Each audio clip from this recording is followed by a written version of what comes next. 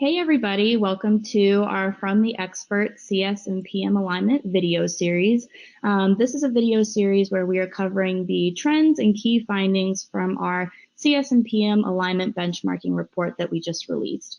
Earlier this summer, we surveyed over 400 customer success and product leaders to determine where the gaps are in team alignment and how organizations can improve today.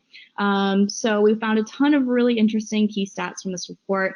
And we thought, what better way to dig into the key findings than get the customer success and product leaders on here themselves. So here today we have Cairo Amani with us. She is the co-founder and brand manager of Women in Customer Success NYC chapter.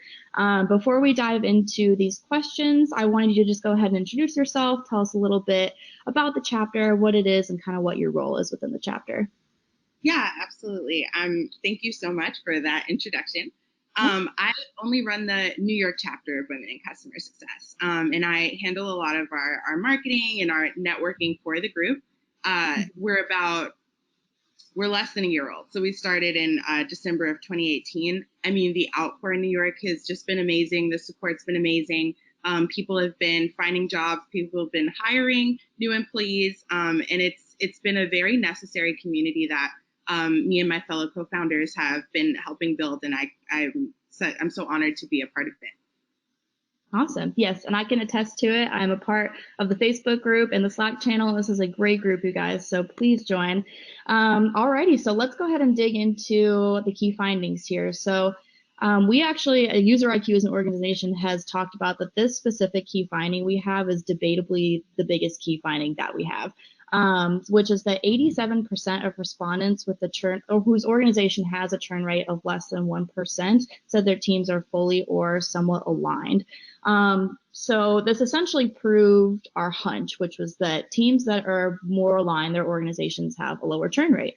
So that being said, I wanted to see if maybe you could describe any instances where you've seen misalignment in teams and how that can negatively impact an organization's churn rate. Yeah, I mean, I love that I have been seeing this conversation come up a lot more since like last year, and that product is really becoming more customer facing, which it really should be. I've been super grateful and like lucky that I haven't had an experience with actual churn, but I can definitely talk about when we've seen things start to go south and have kind of pivoted for the better. I was working for an ed tech company. Our product was basically content. And we all know that the worst thing that could happen for a customer in a lot of instances is to give feedback when they really need something and it just go into like a black hole. And when I joined and I had the unique experience of being like the first customer support, customer success person on the team, I had the unique experience of starting to gather that feedback and give it out to the rest of the company. It was definitely something that marketing and product wanted, but there was just no one there to kind of organize it and feel through it.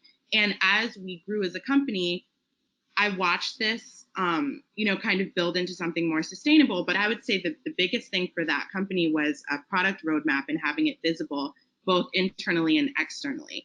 Being able as a customer-facing person, whether it was sales, customer success, or customer support, to speak to a customer and say, hey, I know you're waiting on this particular video, this particular song.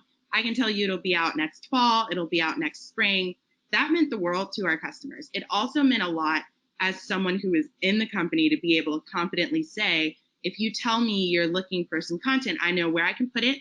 And I know like whether or not we've had enough requests that this is something that might be moved up on the product roadmap. Just being able to have that little bit of feedback to give back was, incomparable. And then I think, moving forward, it opened up more pathways for communication cross-departmentally with all of the more techie side of the company. So like product and engineering, I think perked up and was like, yeah, it does matter what we're doing on the back end to the customer. So like, how can we be more transparent? How can we give them more guidance in terms of reaching out to us?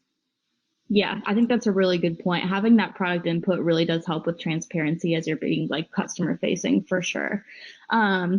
And for teams that you've seen align well, like, can you maybe talk about some of those best practices and, what takeaways you've found from that? Yeah, I will say that I work in small companies often. So it was unique that that company even had a product roadmap that we were able to be transparent with. And so most recently, I was working with a B2B software where we didn't have that sort of foresight to be able to give that back to the customer. We were learning as we were growing, but I will say that in terms of leading the team there, having those weekly meetings with product and having someone who represented both, we had a dual market, who represent both the B2B side and the B2C side, really kept us aligned. It's especially when new things launched, and having customer success be able to test the product feature first, and then train customers and really push that feature in like a positive light. So when they receive it, they're excited to get it.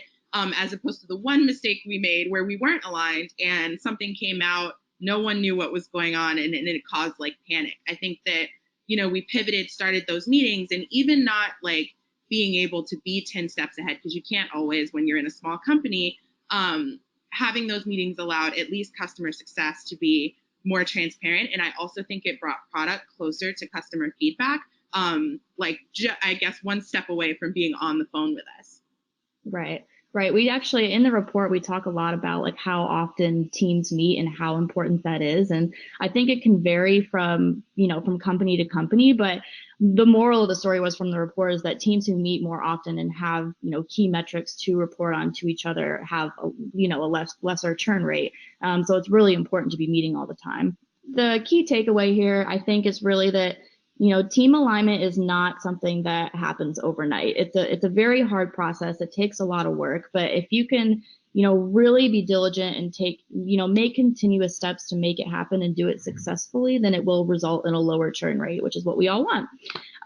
So I think there were some really good key takeaways from this discussion, and wanted to just see if quickly you had a little plug you wanted to throw in, and so go for it. Yeah, absolutely.